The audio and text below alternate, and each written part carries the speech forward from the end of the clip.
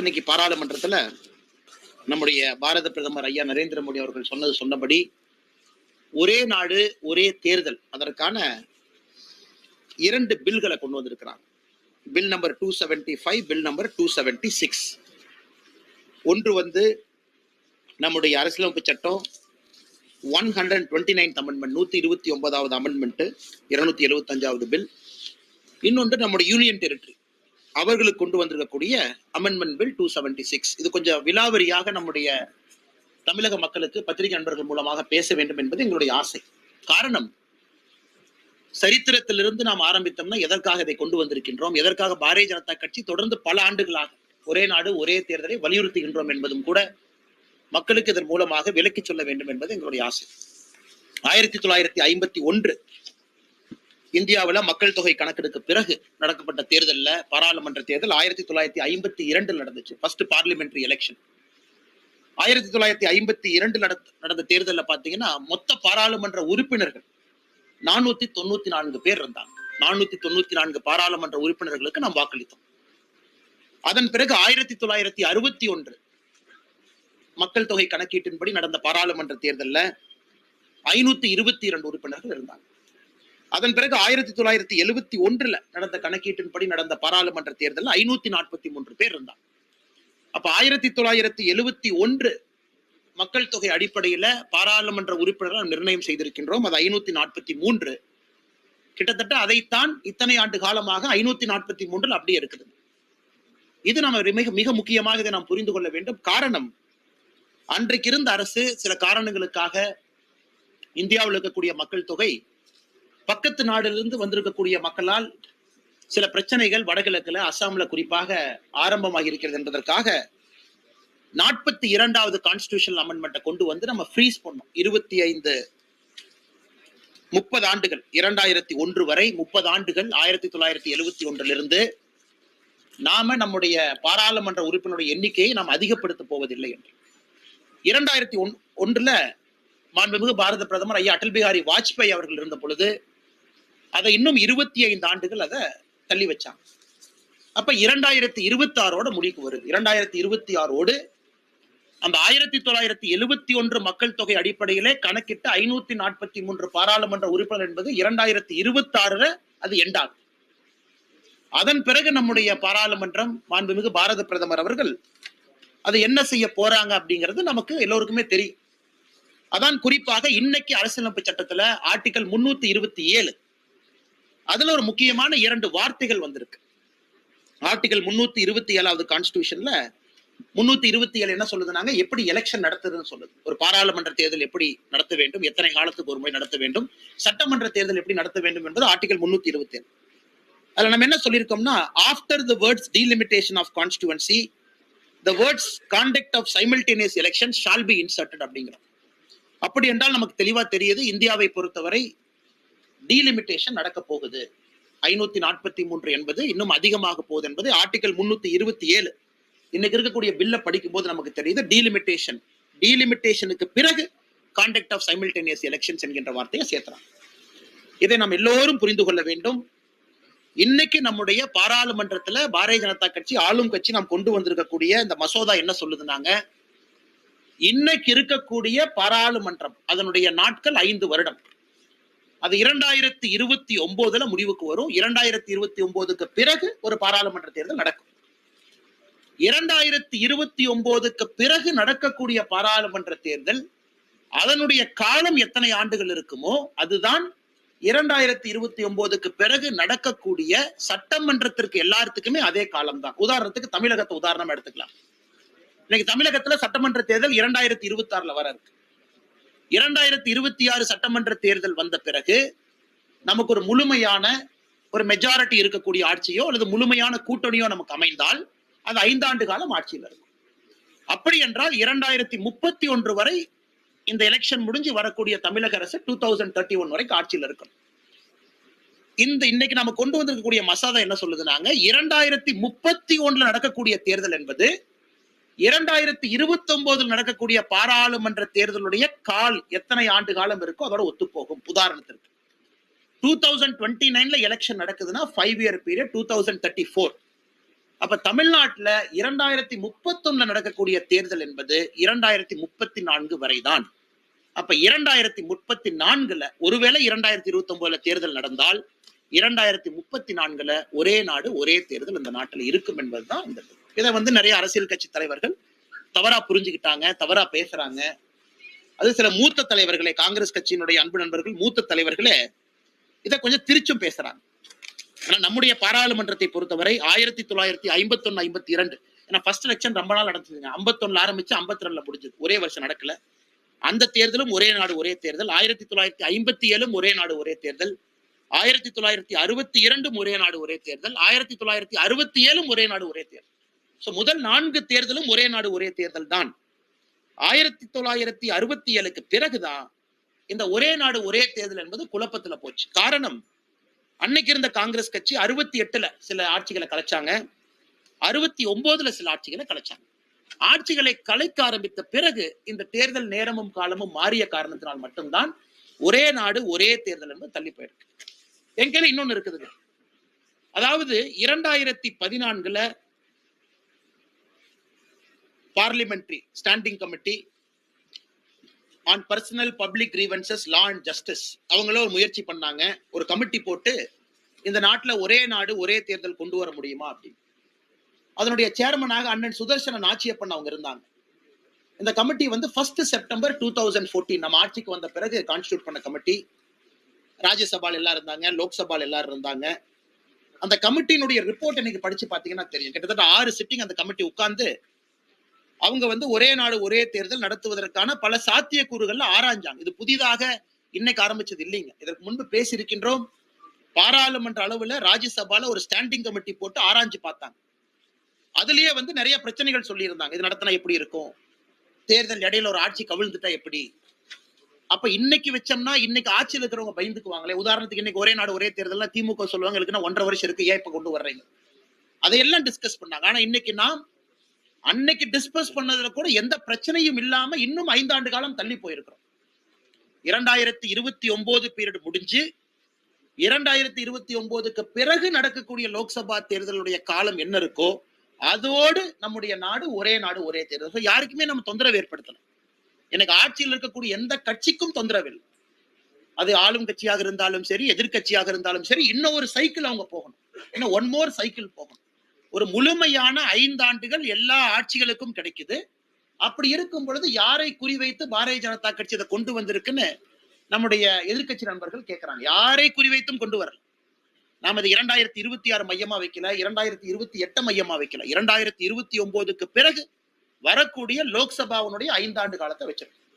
அதனால் தமிழகத்தில் இருக்கக்கூடிய நம்ம எல்லா அன்பு சொந்தங்களுக்கும் தெரியும். இது நம்முடைய முன்னாள் தமிழகத்தினுடைய முதலமைச்சர் மாண்புமிகு ஐயா கலைஞர் கருணாநிதி அவர்கள் நெஞ்சுக்கு நீதி புத்தகத்தில் அதை பத்தி எழுதியிருக்கிறாங்க. ஒரே நாடு ஒரே தேர்தல் எதற்காக வேண்டும், ஒரே நாடு ஒரே தேர்தலை கொண்டு வந்தா எப்படி இந்த நாட்டுல குறிப்பா டெவலப்மெண்ட் ஓரியன்டட் பாலிடிக்ஸ் வரும். அதனால் பத்திரிகையாளர் சந்திப்பில் மிக முக்கியமாக இன்று பாரதிய ஜனதா கட்சி சார்பாக நாங்கள் சொல்லிக் கொள்வது, ஒரே நாடு ஒரே தேர்தல் என்பது மக்களுடைய வரவேற்பு பெற்றிருக்கு. பாரதிய ஜனதா கட்சியினுடைய எலெக்ஷன் மேனிஃபெஸ்டோ 2024ல அதற்கு முன்பும் இருந்திருக்கு.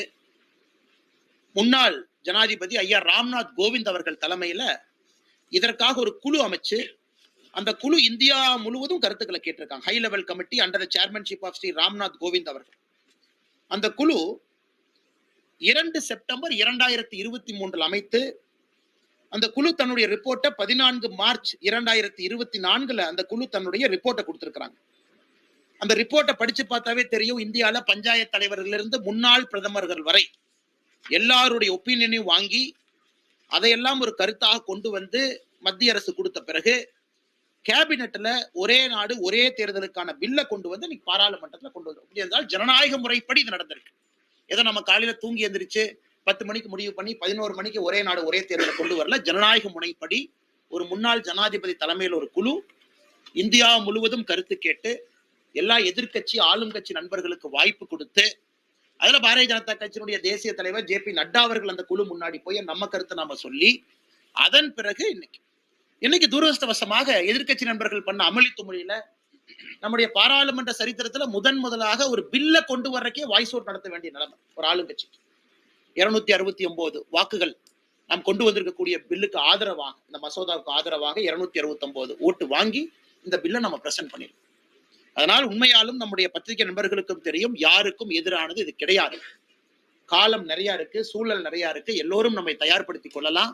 ஒரே நாடு ஒரே தேர்தல் மூலமாக நம்முடைய நாட்டில் டெவலப்மெண்ட் ஓரியன்டட் பாலிடிக்ஸ் வருவதற்கான சாத்தியக்கூறு.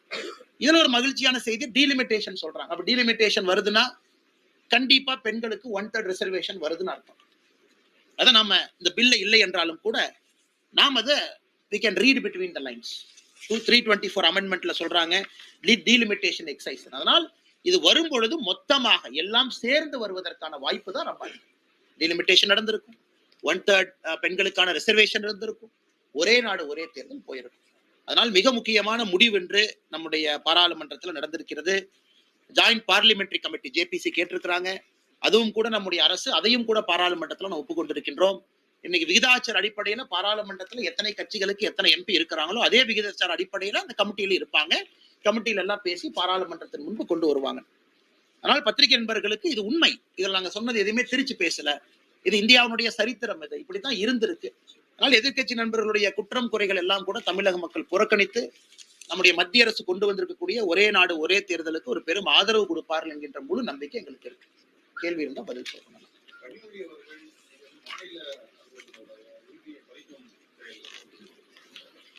சகோதரி கனிமொழி அவர்கள் வந்து ஒரு நீண்ட நெடிய அனுபவம் இருக்கக்கூடிய பார்லிமெண்டேரியன், நிறைய முறை பார்லிமெண்ட்டுக்கு எலெக்ட் ஆயிருக்கிறாங்க, லோக்சபால இருந்திருக்கிறாங்க, அக்காக்கு ப்ரொசீஜர் தெரியும். அதனால் என்னுடைய ஒரே ஒரு வேண்டுகோள் அக்கா கனிமொழி அவர்களுக்கு, எந்த விதத்துல இது மாநில உரிமையை பறிக்கிறாங்கன்னு அக்கா சொல்லணும்.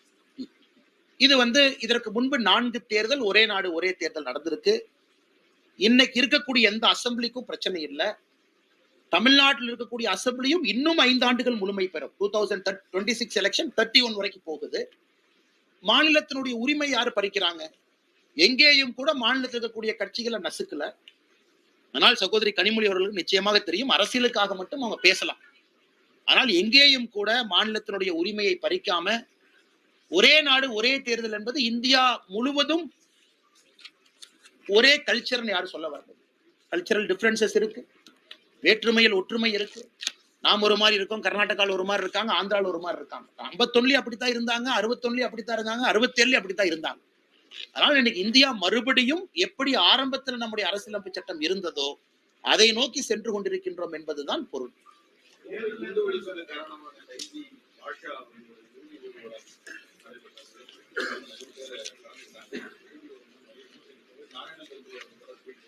ஆனா இது வந்து ரொம்ப கண்டிக்கத்தக்கது. பாரதிய ஜனதா கட்சி சார்பாக நம்முடைய மாநிலத்தினுடைய துணைத் தலைவர் அண்ணன் நாராயண திருப்பதி அவர்கள் நம்முடைய அதிகாரப்பூர்வமான ஸ்டாண்ட் அவங்க சொல்லியிருக்கிறாங்க. இது கண்டிக்கத்தக்கது மட்டுமல்ல, குறிப்பாக எதற்கு இது வந்து நமக்கு வேதனை கொடுக்குதுனாங்கன்னா, பெரோல்ல ஒருத்தவங்க வெளியே வந்திருக்கிறாங்க. குறிப்பா இந்த கேஸை ஃபாலோ பண்ற எல்லோருக்குமே தெரியும் எத்தனை உயிர்கள் போயிருக்கு கோயம்புத்தூர்ல. அது ஆறாத ஒரு ரணமாக இருக்கிறது. ஆனா இன்னைக்கு அரசியல் கட்சியினுடைய தலைவர்கள் அது ஒரு ட்வீட் போட்டு ஒரு மாட்டியர் மாதிரி அதை மாத்தி காட்டி, காவல்துறையும் கூட முன்னும் ஒரு பிஜேபி 10 பேர் சேர்றாங்கன்னா அனுமதி கொடுக்காத காவல்துறை எப்படி இத்தனை பேர் சேர்வதற்கு அனுமதி கொடுக்குறாங்க? அப்ப டிஎம்கே கவர்மெண்ட் வந்து அப்பீஸ்மெண்ட் பாலிடிக்ஸ் உச்சத்துல இருக்கிறாங்க. அப்பீஸ்மெண்ட் பாலிடிக்ஸ் உச்சம் இன்னைக்கு கோவை மாநகரில் மறைந்த திரு பாஷா அவர்களுடைய பூத உடலுக்கு அவங்க எப்படி கொண்டு போக அலோ பண்ணாங்க, அதை எவ்வளவு கம்யூனல் டென்ஷன் அதை உருவாக்கும். இப்பதான் கோயம்புத்தூர்ல பல விஷயங்கள் நடந்து என்னைய மல்டிபிள் சார்ஜ் ஷீட் போட்டு அமைதி திரும்பி கொண்டிருக்கிறது. அதனால் திமுக அவர்கள் தெளிவாக இருக்க வேண்டும். அரசில் இருக்கும் பொழுது எதை வேரோடு அறுக்க வேண்டும், தீவிரவாதத்தை வேரோடு அறுக்கணும். மற்ற இடத்துல ஒரு இண்டோர் மீட்டிங் நடத்துறாங்க, எல்லோருக்கும் அனுமதி இருக்கு. இது ஊர்வலம் என்பது இன்னைக்கு நாங்க அதிகாரப்பூர்வமா கொடுக்கல, சேர்ந்துட்டாங்க, நாங்க என்ன பண்றது? அதனால் பாரதிய ஜனதா கட்சி இன்னைக்கு கோயம்புத்தூர் மாநகரில் இருக்கக்கூடிய பாரதிய ஜனதா கட்சி வர்ற வெள்ளிக்கிழமைய கருப்பு நாளாக அணிவித்து அவர்களும் ஊர்வலம் நாங்களும் எடுப்போம் அப்படிங்கிறாங்க. Black day for states law and order, கருப்பு தினம். அதனால் கோவை பாரதிய ஜனதா கட்சியினுடைய அங்க இருக்கக்கூடிய தொண்டர்கள் தலைவர்கள் எல்லோரும் நாங்களும் இன்னைக்கு வந்து ஊர்வலம் எடுப்போம், கருப்பு நாளாக இதை எடுப்போம். அதனால எங்களுடைய வேலை தலைவர்களாக எல்லார்கிட்டையும் பேசுறோம். ஏன்னா எங்களுக்கு ஒரு ரெஸ்பான்சிபிலிட்டி இருக்கு. இதை உருவாக்கியது யார்? ஆளும் கட்சி. இதை கையாண்ட விதம் சரியில்லை. காலையிலே இல்லை, மத்தியானம் இருக்கு, ஹாஸ்பிட்டல்ல இருந்து இல்ல, வீட்டில இருந்து இருக்கு. அதனால தமிழக மக்கள் இதையெல்லாம் பார்த்து கொண்டிருக்கின்றார்கள், கோவை மக்கள் பார்த்து கொண்டிருக்கின்றார்கள். இன்னைக்கு ஆர்டிபிஷியலா எல்லாரையும் ஹீரோ, எல்லாரையும் மாட்டியர்னு சொல்றோம். இறந்த பிறகு எல்லா மனிதர்களுக்கும் நாம் மரியாதை கொடுப்பது வழக்கம் தான். இவர் யாரும் தப்பா பேசலைங்க. அவர் செஞ்சது எல்லாத்துக்குமே தெரியும். ஆனால் ஒரு ஊர்வலமாக அதை கௌரவப்படுத்த வேண்டுமா என்பதுதான் பாரதிய ஜனதா கட்சியினுடைய கேள்வி.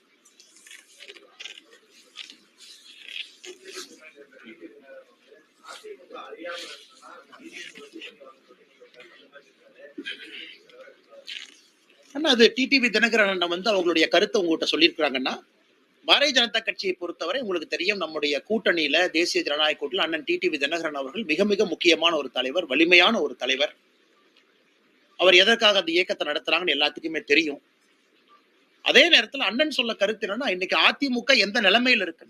அண்ணன் எடப்பாடி பழனிசாமி அவர்கள், மதிப்புக்குரிய எதிர்க்கட்சி தலைவர் அவர்கள், உங்க கட்சியை பத்தி பேசுங்கன்னா பொதுக்குழுல பிஜேபி பத்தி பேசிட்டு இருக்காங்க. உங்க கட்சி எப்படி வளர்க்கணும், உங்க கட்சி எப்படி கொண்டு போகணும்னு பேசுங்கன்னா, அண்ணன் வந்து பிஜேபி வாங்கின வாக்கு சதவீதம் என்ன, 2004 என்ன, பொலிட்டிக்கல் கன்சல்டன்ட் மாதிரி பிரசாந்த் கிஷோர் தான் எங்க ஆபீஸ்ல பவர் பாயிண்ட்லாம் கொடுக்கும்போது அந்த மாதிரி கொடுப்பாங்க. இன்னைக்கு மதிப்புக்குரிய எதிர்க்கட்சி தலைவர் என்ன அதெல்லாம் பேசுறாங்க. சோ எந்த அளவுக்கு இன்னைக்கு பிஜேபியினுடைய வளர்ச்சி பல மனிதர்களுக்கு பிரச்சனை ஏற்படுத்தி இருக்கிறது என்பது எதிர்க்கட்சி தலைவர் மதிப்புக்குரிய அண்ணன் எடப்பாடி பழனிசாமி அவருடைய நேற்றைய பேச்சு நமக்கு காட்டுது. நாங்க எங்கேயுமே எங்களுடைய வளர்ச்சியை மட்டும்தான் பேசுறோமோ தவிர, இந்த கட்சி இப்படி இருந்துச்சு 2010 இப்படி 15 இப்படின்னு பேசலாம். அதனால அண்ணன் தினகரன் அவர்கள் பேசியிருப்பது அவங்களுடைய கருத்தை அதிமுக எப்படி பாக்குறாங்க அப்படின்னு அவங்க பாக்குறாங்க. எங்களை பொறுத்தவரை ஒரு வித்தியாசமான ஒரு பாதையில தமிழகத்திற்கு மாற்று அரசியல் வேண்டும் என்று தேசிய ஜனநாயக கூட்டணி போயிட்டு இருக்கோம். அண்ணன் தினகரன் அவர்கள், மதிப்புக்குரிய அண்ணன் அவர்களுடைய கருத்து பாத்தீங்கன்னா அதிமுகவினுடைய இன்றைய நிலைமையை பிரதிபலிக்குது அப்படிங்கறத நாங்க பாக்குறோம்.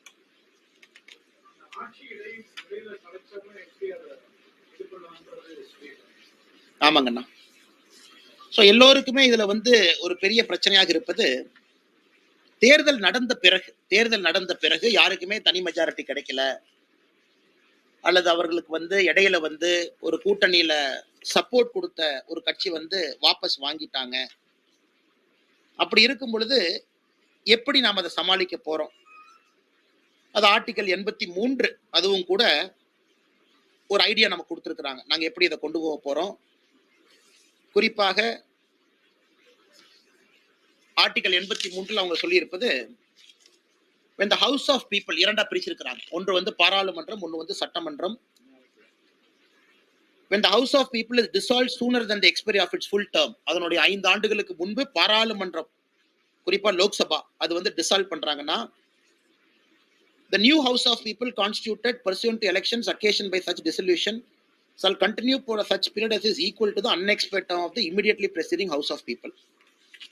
அதாவது இதற்கு முன்பு 5 ஆண்டு காலம் இருந்த ஒரு இது ஒரே நாடு ஒரே தேர்தல் வந்த பிறகு, ஏன்னா ஹவுஸ் ஆஃப் பீப்புளுக்கு இந்த பிரச்சனை இல்லைங்கண்ணா, ஏன்னா அது 5 இயர்ஸ் கம்ப்ளீட் பண்ண பிறகு வருது. அதன் பிறகு யாராச்சும் ஒருத்தவங்க வாபஸ் வாங்கிட்டாங்க அப்படின்னா, அந்த period is equal to the unexpired term of the immediately preceding House of People அப்படிங்கிறாங்க.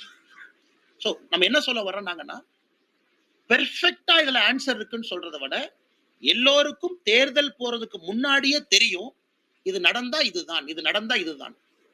ஆனா தேர்தலை பொறுத்தவரை 5 ஆண்டுகளுக்கு ஒரு முறை தான் நடக்கும். அதனால இன்னைக்கு யாருக்குமே வந்து தேர்தல் போவதற்கு முன்பு நமக்கு பிரச்சனை இருக்கு அப்படின்னு நம்ம யாருமே சொல்லிங்கன்னா, அதுவும் குறிப்பாக மிட் டேர்ம் எலெக்ஷன் ஒரு வார்த்தையை பயன்படுத்துறாங்க. மிட் டேர்ம் எலெக்ஷனுக்கு ஒரு வாய்ப்பு இருக்கு. மிட் டேர்ம் எலெக்ஷன் கொண்டு வர்றாங்க. அந்த term is equivalent to the remaining term. 2034க்கு பிறகு ஒரு சட்டமன்றத்துல ஆட்சி கலைக்கப்படுதுன்னா, நடக்கக்கூடிய மிட் டேர்ம் எலெக்ஷன் என்பது அந்த 5 ஆண்டுகள் இருக்கக்கூடிய கேப் தான் அந்த எலெக்ஷனா இருக்கும். 2034 தமிழ்நாடு எலெக்ஷனுங்கண்ணா, 2039 வரைக்கும் 37 ஆட்சி கலைஞ்சிருச்சு. 37 நடக்கக்கூடிய மிட் டேர்ம் எலெக்ஷன் 2 வருஷத்துக்கு தான் அந்த எலெக்ஷன் இருக்கும்.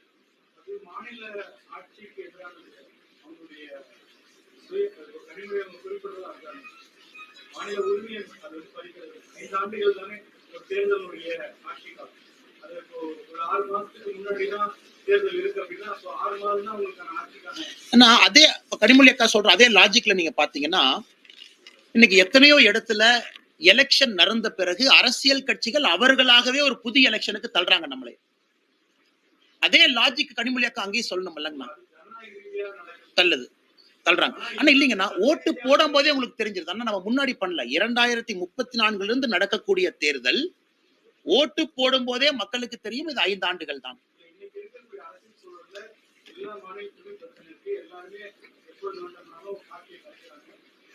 ஆனா ஒரே நாடு ஒரே தேர்தல் காரணங்கன்னா அடிப்படையில இதை செய்யக்கூடாது என்பதற்காகத்தான். இப்ப 2037 ஒரு எலெக்ஷன் நடக்குதுன்னா அது 2 ஆண்டுகளுக்கு மட்டும்தான் தெரிஞ்சுதான் மக்கள் ஓட்டு போட போறாங்க. அந்த 2037 தேர்தல போடுறவங்க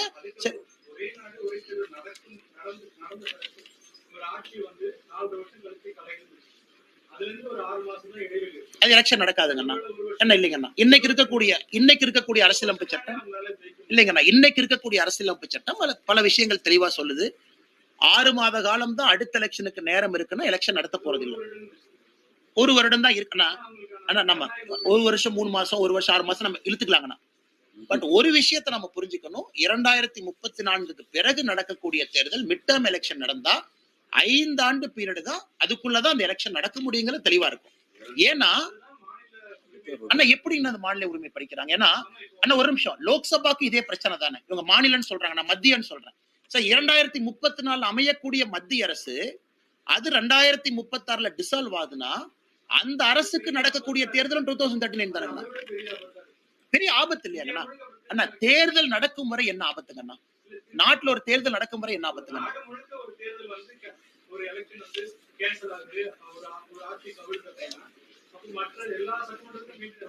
இல்லைங்க, உதாரணத்துக்கு 2034 லோக்சபா வச்சுக்கலாங்கண்ணா. 2034 லோக்சபா, அந்த லோக்சபா ஏதோ ஒரு காரணத்திற்காக 2036 கலைதுன்னு வச்சுக்கலாங்கண்ணா. அப்ப 2036 நடக்கக்கூடிய லோக்சபா எலெக்ஷன் தனியா நடக்கும். அதனுடைய பீரியட் 3 வருஷம் தான். அப்ப 2039 எல்லா லோக்சபாவும் அசம்பிளி அதே மாதிரி நடக்கும். இல்ல எங்கேயும் தவறு இல்லையாங்கண்ணா? அவ்வளவுதாங்கண்ணா, 5 ஆண்டுக்கு ஒரு முறை. அதனால கனிமொழி அக்கா சொல்றாங்க மாநில உரிமை பறிக்கிறீங்கன்னா மத்திய அரசுக்கும் அதே தானே. 2036 ஸ்டேபிள் கவர்மெண்ட் வரல 34 அவங்களுக்கு இதே பிரச்சனை தான்.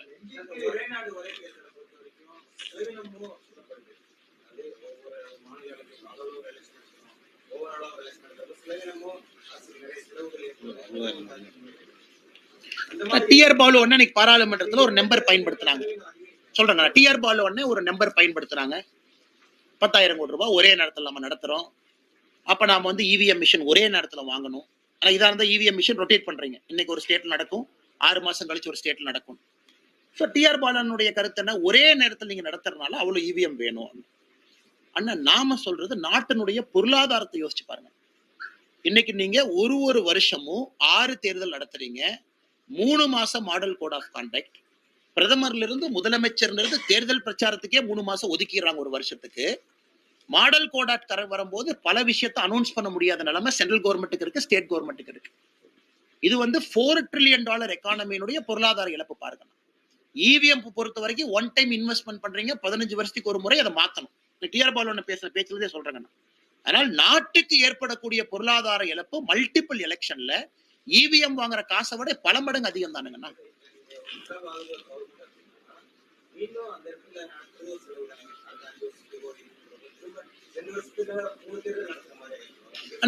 நம்ம ஒரு விஷயத்த பார்ப்போங்கன்னா எத்தனை முறை டிசால்வ் ஆயிருக்கும் ஒரு ஆவரேஜ் எடுப்போங்கண்ணா. நம்ம பேசும்பொழுது கடந்த 20 ஆண்டுகள்ல இந்தியால எத்தனை முறை டிசால்வ் ஆயிருக்கு, அத்தனை முறை ஆகலிங்கண்ணா. ஆகுவதற்கு வாய்ப்பு இருக்கு. பட் 1, 2, 3, 4 முறை ஆவதற்காக இத்தனை பேர்த்துக்கு நல்லது நடக்கக்கூடிய ஒரு ப்ரொபோசலை நம்ம கொண்டு வராம இருந்தா தவறா போயிருமில்லங்கண்ணா. அதாவது நடக்குது இல்லைன்னு சொல்ல, நீங்க சொல்ற மாதிரி வருஷத்துக்கு 6 டிசால்வ் ஆகுதா? இல்ல, டிசால்வ் எப்பவாச்சும் ஆகுதுங்கண்ணா. இல்ல அசம்ஷன் என்ன, 5 ஆண்டுகளுக்கு ஒரு முறை சிங்க்ரனைஸ் ஆக ஆக ஆக ஆக அதுவும் நம்ம இவ்வளவு நேரம் கொடுத்து நடத்தும் பொழுது நாட்டினுடைய பொருளாதாரம் இன்னும் வலிமை பெறும் என்பதுதான் நம்ம சொல்றாங்க. அதை வந்து ராம்நாத் கோவிந்த் அவர்கள் ரிப்போர்ட்லயே ஆர்கியூ பண்ணிருக்காங்க. இதனால என்ன லாபம் வருங்கிறத ஆர்கியூ பண்ணிருக்காங்க.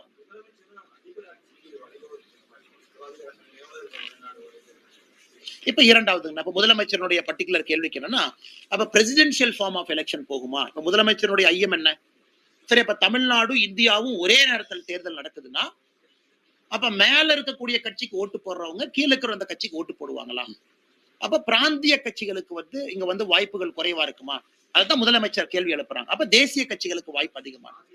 ஆனா இன்னைக்கு உதாரணம் எடுத்துக்கலாம். ஆந்திர பிரதேஷ், ஒரிசா, நிறைய மாநிலங்கள் வந்து இந்தியால ஒரே நாடு ஒரே தேர்தல் மாதிரி இத்தனை நாள் அவங்களுக்கு நடக்குது. ஏன்னா அவங்கள பொறுத்த வரைக்கும் லோக்சபா அசம்பிளி எலெக்ஷன் ஒன்று. ஒரிசால இத்தனை ஆண்டு காலம் ஆளும் கட்சி வேறு, மத்தியில் வருகின்ற ஆளும் கட்சி வேறு. அப்படித்தான் இப்பதான் மாறி இருக்கு. இந்த ஒரு முறை தான் ஒரிசால பிஜேபி ஒரிசாலையும் பிஜேபி மேலேயும் வந்திருக்காங்க. மக்கள் ஓட்டு போடும் பொழுது வாக்காளர் ரொம்ப புத்திசாலியா தாங்க இருக்காங்க. நான் யாருக்கு ஓட்டு போடணும்? இதற்கு முன்பு ஜெகன்மோகன் ரெட்டி அவங்க ஜெயிக்கும் பொழுது நாங்க ஆந்திரால தோத்தோம், மேல ஜெயிச்சோம். இது 5 ஆண்டுகள் கழிச்சு ஜெகன் தோத்திருக்காங்க, நாயுடு ஜெயிச்சிருக்காங்க, நாங்க ஜெயிச்சிருக்கோம். அதனால் மக்கள் ஓட்டு போடுறவங்க ரொம்ப விவரமா போடுறாங்க. நான் மாநிலத்துல யாருக்கு வாய்ப்பு கொடுக்கணும், மத்தியில யாருக்கு கொடுக்கணும். ஏன்னா நீங்க சொல்ற லாஜிக் படி பார்த்தாங்கன்னா ஒரே நேரத்துல தேர்தல் நடக்கும் பொழுது லோக்சபாவும் அசம்பிளி ஒரே மாதிரி தானே ஓட்டிங் பேட்டர்ன் வந்திருக்கணும் இல்லை இல்ல. இரண்டாவது முதலமைச்சருடைய ஐயத்திற்கான பதில். இன்னைக்கு முதலமைச்சர் அவர்கள் இதுவரை இந்தியால கொண்டு வராத ஒண்ண பாஜக கொண்டு வரலீங்களா?